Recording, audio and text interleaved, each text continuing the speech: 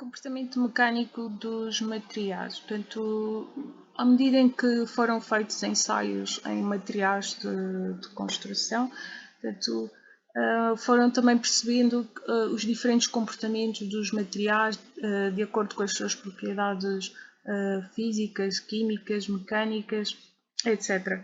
E é interessante aqui reparar que, mediante estes resultados, foram sendo elaborados estes modelos que melhor apresentam estes mesmos comportamentos. Portanto, no modelo 1, rígido plástico, é um modelo que representa um material que é rígido inicialmente, quando sujeito a determinadas forças, e até atingir o seu ponto de cedência, em que mesmo sem aumento da tensão, ele continua a deformar-se após atingir aqui o ponto de cedência.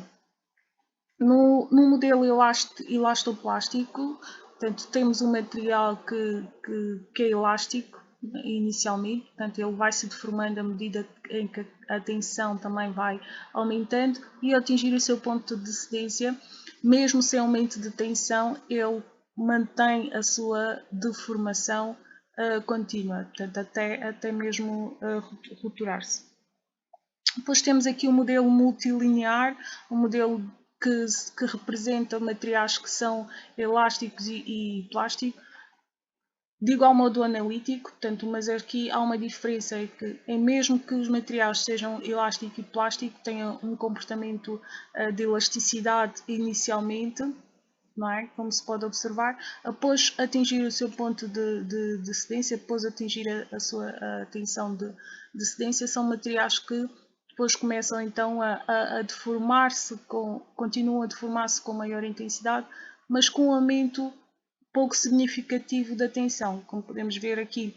Portanto, há uma deformação à medida em que a tensão também vai aumentando, mas depois temos um ligeiro aumento de tensão, mas uma deformação significativa.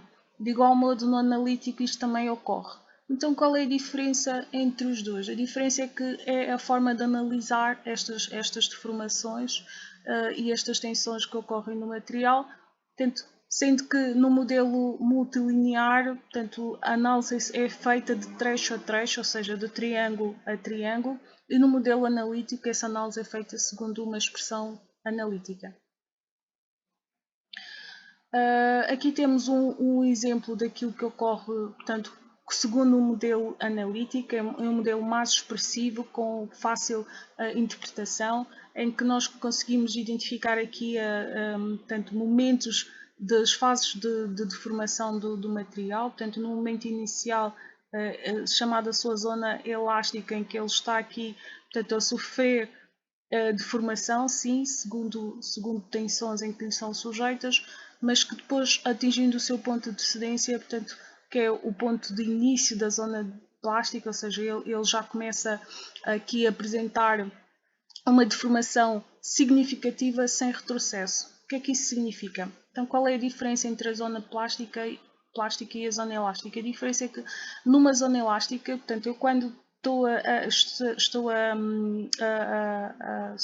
sujeitar um material com uma determinada força, ele vai se deformando, mas essa deformação ainda é reversível. Ou seja, antes de atingir o seu ponto frágil, a sua tensão de cedência, portanto, eu, ao descomprimir ou ao alargar ou ao deixar de tensionar o material, ele volta à sua forma inicial sem qualquer problema.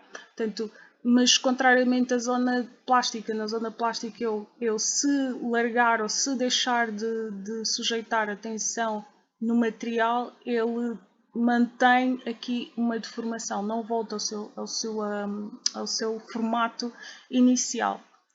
E depois então, se eu continuar a deformar o material já atingindo a zona plástica, ele há de chegar a um ponto em que chamamos o ponto de tensão máxima, o ponto de ruptura. E depois então, daí continua a sua ruptura, portanto atingindo, deformando-se, atingindo aqui a sua fratura. Como eu escrevi aqui, portanto é mais fácil se calhar de perceber. Portanto, na zona elástica é uma deformação reversível que obedece à lei de Hooke, portanto é uma deformação cujo a tensão, se for portanto, interrompida, se a tensão for interrompida, este material ainda volta ao seu formato inicial. Na zona de tensão de cedência, que é esta zona aqui de cedência, que é o ponto 2.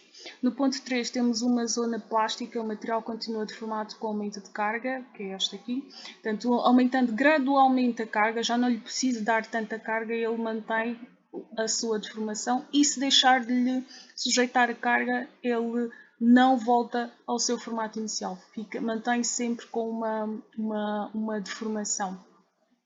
Na zona de tensão máxima é a zona de resistência à tração, o ponto mais alto da curva. Portanto, é o ponto em que o material atingiu aqui a sua tensão de ruptura. E ruptura do material, portanto, após esta tensão de ruptura, após este ponto, o que chamamos o ponto de tensão máxima, o material fratura-se sem voltar, sem hipótese nenhuma de voltar ao seu formato inicial. Portanto, este aqui é um formulário em que nós vamos usar muito aqui na ciência de mecânica dos materiais, nas ciências dos materiais. Portanto, o módulo de Young é um módulo em que se apresenta que é igual a elasticidade